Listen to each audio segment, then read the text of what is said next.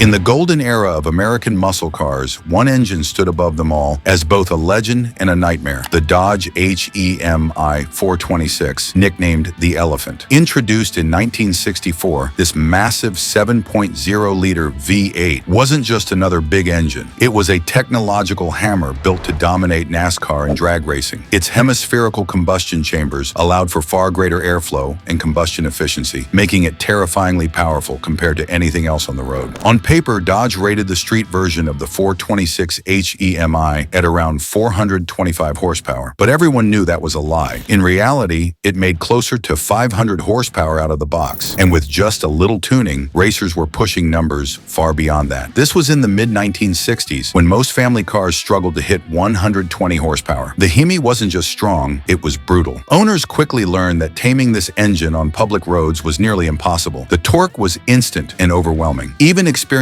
drivers could lose control if they pushed too hard in first gear. The rear tires would scream, the car would fishtail, and if you weren't careful, you'd end up in a ditch or wrapped around a telephone pole. Insurance companies started hiking premiums through the roof for HEMI-equipped cars, calling them too dangerous for public roads. Despite the risks, the Hemi 426 became an icon. It was banned in certain racing series for being too dominant, and it helped create the legend of muscle cars as wild, untamed beasts. But on the street, it was an accident waiting to happen. With poor brakes, sloppy suspension, and no electronic safety nets, putting that much power into a 1960s chassis was a recipe for disaster. The Elephant was a monster, one that demanded respect and punished anyone foolish enough to underestimate it.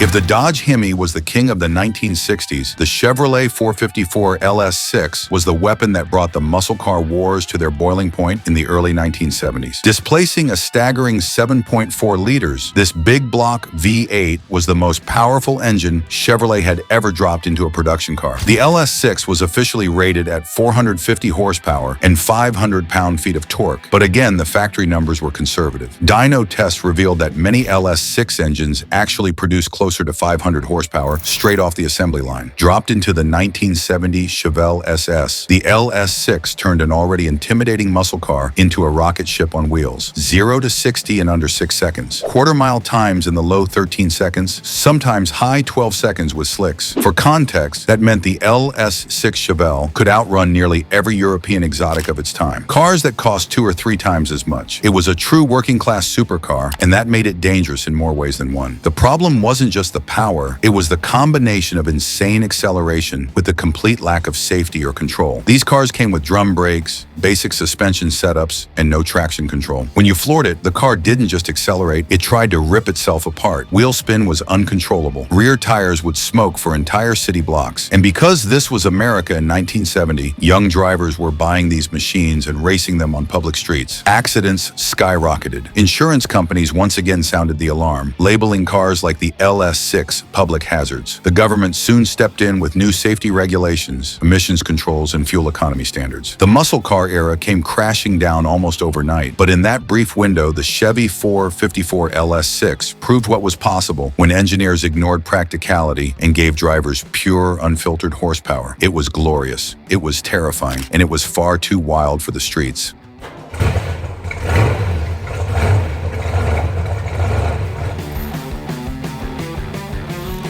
While Dodge and Chevrolet were busy building giant V8 monsters, Chrysler took a different approach. They asked a bold question: what if we put a jet engine into a car? In 1963, Chrysler unveiled the turbine car, powered by a turbine jet engine instead of a traditional piston engine. Only 55 of these cars were built, but they were unlike anything the world had ever seen. The engine could spin up to 44,000 RPM, and the car could run on almost any fuel: gasoline, kerosene, diesel, jet fuel, even tequila. Chrysler advertised it as the car of the future, one that might make conventional engines obsolete. But in practice, the turbine car was both revolutionary and terrifying. The sound alone was otherworldly, a high-pitched jet whine that made the car feel like an airplane on the ground. When you hit the accelerator, there was a noticeable lag as the turbine spooled up, and then suddenly the car surged forward with a smooth but relentless force. It wasn't violent like a V8, but it was unsettling, like being strapped into a machine that didn't belong on a city street. The dangers became obvious. obvious. The exhaust gases were scorching hot, capable of melting bumpers on cars parked behind it. The lag in throttle response made driving unpredictable in traffic. And in the event of a crash, the idea of a jet engine spooling down while spilling extreme heat was a nightmare scenario. Ultimately, Chrysler pulled the plug. Most of the turbine cars were destroyed, and the project became a legend. Today, only a handful survive in museums. The turbine car was an audacious experiment, but it proved that not every idea for the future of cars should be unleashed on the streets. It was a jet-powered dream and a potential disaster waiting to happen.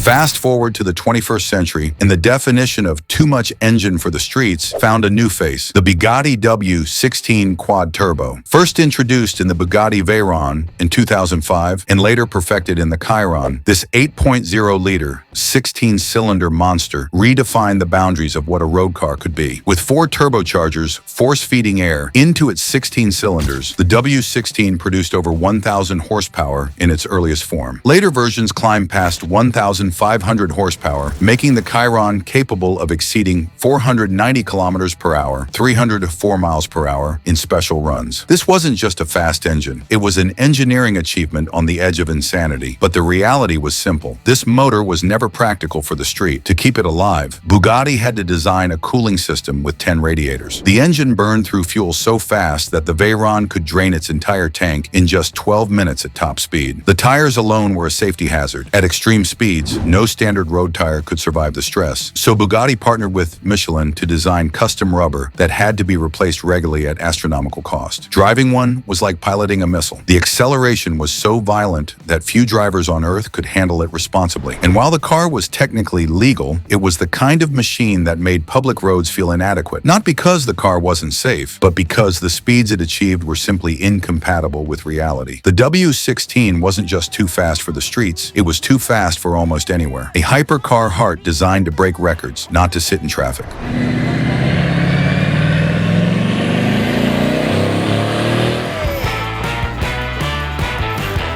Finally, we come to the ultimate forbidden fruit, Formula One engines transplanted into road cars. On paper, it sounds like the pinnacle of engineering. Imagine taking the most advanced racing engines on Earth and putting them into something you could drive on the highway. But in practice, it has always been a disaster. Take the Jaguar CX-75, a hybrid hypercar concept from the early 2010s. Originally, Jaguar wanted to power it with gas turbines, but later they considered using Formula One technology to push performance beyond anything seen before. Or look at prototypes where BMW and other manufacturers experimented with adapting screaming V10s and V12s from the track to the street. The results were mesmerizing. Engines that rev beyond 18,000 RPM, producing sounds that made your skin crawl and power that seemed endless. But here's the problem. Formula One engines are designed for a very specific environment. They need constant maintenance, rebuilds after just a few hundred miles, and specialized fuel mixtures. They produce almost no torque at low RPMs, making them nearly undrivable in normal traffic. They overheat quickly, idle poorly, and are so loud they're practically illegal in many cities. Simply put, they're not engines for the street, they're weapons for the track. Yet every once in a while someone tries, and every time it proves the same point. F1 power belongs on circuits, not city avenues. A Formula One engine in a road car is like strapping a rocket booster to a bicycle. It's fascinating, it's insane, and it's dangerously out of place in the real world.